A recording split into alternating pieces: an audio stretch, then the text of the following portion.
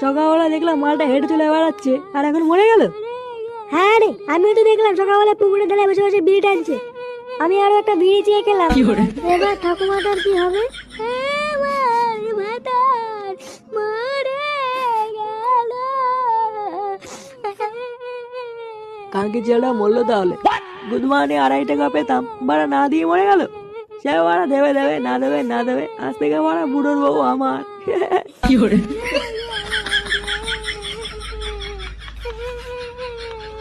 গেল?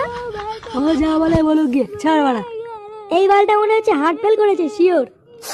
রাতে